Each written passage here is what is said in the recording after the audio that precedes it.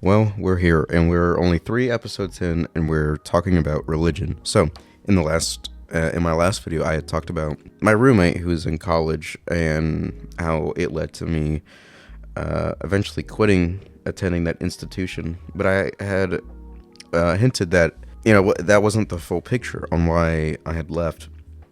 And fundamentally, I think if it was just my roommate, I would just get a room change. There's something with the institution itself. It's that it's a Christian university.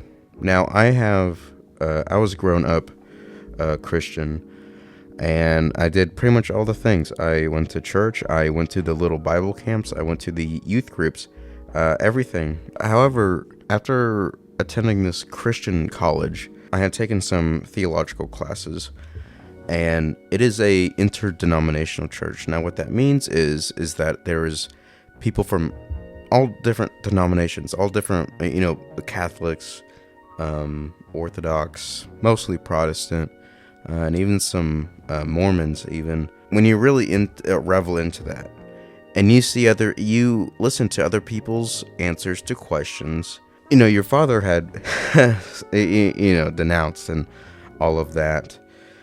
You understand that there's a lot of different perspectives in the world. I think after studying the Bible and even other religious texts, I kind of realized that what faith is believing in something. I don't know if it's without evidence, but it is believing in something that cannot be fully proven, right? I mean, people don't say that you need faith to believe in certain scientific theories, like whatever it may be, evolution, the Big Bang, all that. A lot of religious scholars, not even scholars, but religious evangelicals, they will say, oh, those are simply theories, and they aren't, they're not scientific law. But then what is faith, right? Faith is actually lesser than that.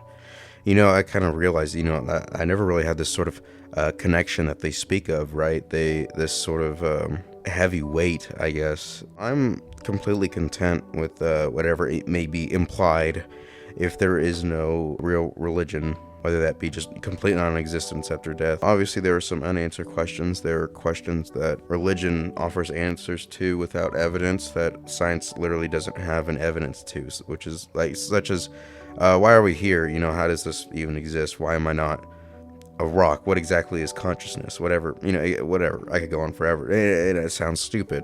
When it gets to religion, that's kind of what it is a philosophy. And I think after doing some reflection, I don't really ascribe to it. I'm not one of those atheists that don't think anyone should practice religion. People do what they want, and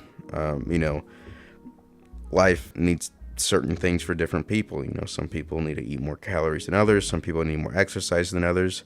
Some people need more medicine than others, and some people need more religion than others. And I think I am a person that doesn't need a lot of religion. That doesn't mean cast off all restraints. Oh, let's just go sleep around and drink as much as I want. No, I mean, there's just some things you just benefit or don't benefit your life. Even in a medical sense, or even just a mental sense. But as for my story, I don't know. I just don't ascribe to it, really. That's essentially it. Yeah, that's this video. Thanks for watching.